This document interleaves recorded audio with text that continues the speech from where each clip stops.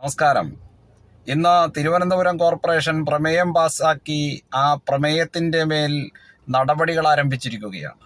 എന്തായിരുന്നു പ്രമേയമെന്ന് എല്ലാ മലയാളികൾക്കും അറിയാം. പ്രമേയമെന്ന് പറയുന്നത് ഒരു സാധാരണ തൊഴിലാളിയായിട്ടുള്ള ഒരു KSRTC ഡ്രൈവറെ, ഒരു ദിവസവേതനത്തിന് ജോലി ചെയ്യുന്ന ഒരു KSRTC തൊഴിലാളിയെ അദ്ദേഹത്തിൻ്റെ തൊഴിൽ നിന്ന് പിരിച്ചുവിടുന്നതിന് വേണ്ടിയിട്ട് തയ്യാറാക്കിയ പ്രമേയമാണ്. വളരെ അന്താരാഷ്ട്ര വിഷയം ചർച്ച ചെയ്യുന്ന ഗൗരവത്തോടു കൂടിയിട്ട് മേയർ ആര്യ രാജേന്ദ്രൻ്റെ നേതൃത്വത്തിൽ നടന്ന ചർച്ചയെന്ന് പറയുന്നത് ഒരു തൊഴിലാളിയെ KSRTCയിൽ നിന്ന് തൊഴിൽ രഹിതനാക്കി പിരിച്ചുവിടണം എന്നുള്ള ചർച്ചയായിരുന്നു. എന്തിനു വേണ്ടിയിട്ടാണ് അദ്ദേഹത്തെ പിരിച്ചുവിടുന്നത്? അത് സ്ത്രീ സമൂഹത്തിൻ്റെ മാനം സംരക്ഷിക്കുന്നതിന് വേണ്ടിയിട്ടാണ്. ഈ കേരളത്തിൽ ഒരു സ്ത്രീയും ഒരു ഡ്രൈവറാലും ഇനി അപമാനിക്കപ്പെടരുത് എന്നുള്ള സന്ദേശം മുഴുവൻ ഡ്രൈവർമാർക്കും പകർന്നു നൽകുന്നതിലേക്ക് വേണ്ടിയിട്ടാണ് ഇത്തരത്തിൽ മാതൃകാപരമായിട്ടുള്ള ഒരു നിലപാട് സ്വീകരിക്കുവാൻ വേണ്ടിയിട്ട് തിരുവനന്തപുരം കോർപ്പറേഷൻ തയ്യാറായത്.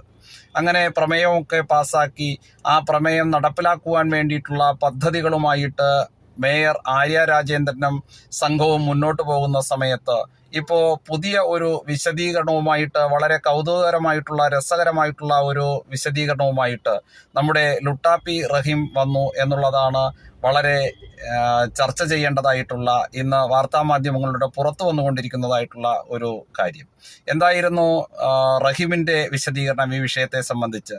റഹീം പറയുന്നത്, ഈ ആര്യ രാജേന്ദ്രൻ എന്ന് പറയുന്നത് വളരെ സദുദ്ദേശത്തോടു കൂടിയിട്ട്, വളരെ ഉത്തരവാദിത്വ ബോധത്തോടു കൂടിയിട്ട് ഈ KSRTC ബസ്സിനെ സീബ്ര ലൈനിൽ തടഞ്ഞതാണ് എന്നും, അങ്ങനെ സീബ്ര ലൈനിൽ തടഞ്ഞു ഇട്ടുകൊണ്ട് ഒരു DYFI പ്രവർത്തകരെയും വിളിച്ചുകൂട്ടി ഡ്രൈവറെയും ബസ്സിനെയും ആക്രമിക്കാതെ കൃത്യമായിട്ട് പോലീസിനെ മാത്രം വിളിച്ചു വരുത്തുകയും തൻ്റെ കൂടെ ആ വാഗണർ കാറിൽ യാത്ര ചെയ്തിരുന്ന, പെട്ടെന്ന് തന്നെ KSRTC ഡിപ്പോയിലേക്ക് ഒന്ന് പോയി വരണമെന്ന് ആഗ്രഹിച്ച തൻ്റെ ഭർത്താവായിട്ടുള്ള MLA ബസ്സിനകത്തേക്ക് കയറിയിട്ട് എനിക്ക് കൂടി ഒരു ടിക്കറ്റ് തരൂ എന്ന് ആവശ്യപ്പെട്ടതായിട്ടുമൊക്കെയാണ് ലുട്ടാപ്പി റഹീമിൻ്റെ വിശദീകരണം.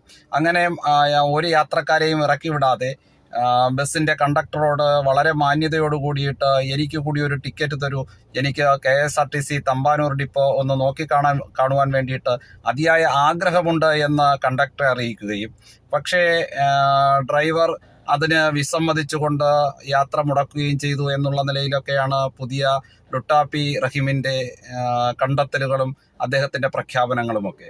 കേരളത്തിൻ്റെ പൊതുസമൂഹം വളരെ ആശ്ചര്യത്തോടു കൂടിയിട്ട്, വളരെ അതിശയത്തോടു കൂടിയിട്ട് ഈ പ്രസ്താവനയെ നോക്കിക്കാണും എന്ന പ്രതീക്ഷയിലാണ് യഥാർത്ഥത്തിൽ ലുട്ടാപ്പി റഹീം ഇത്തരത്തിലുള്ള പ്രസ്താവനകളൊക്കെ പടച്ചുവിടുന്നത്. പക്ഷേ കേരളത്തെ സംബന്ധിച്ചിടത്തോളം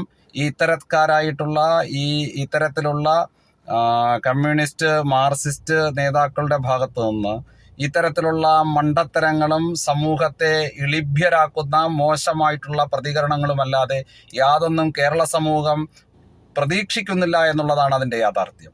തികഞ്ഞ പുച്ഛത്തോടു കൂടിയിട്ട്, തികഞ്ഞ അവഗണനയോട് കൂടിയിട്ടാണ് ഇവർ ഇത്തരത്തിൽ പുറത്തേക്ക് വമിക്കുന്ന ഓരോ വിഷവാചകങ്ങളെയും കേരളത്തിൻ്റെ മലയാളി സമൂഹം നോക്കിക്കാണുന്നത് എന്നുള്ളതാണ് അതിൻ്റെ യാഥാർത്ഥ്യം.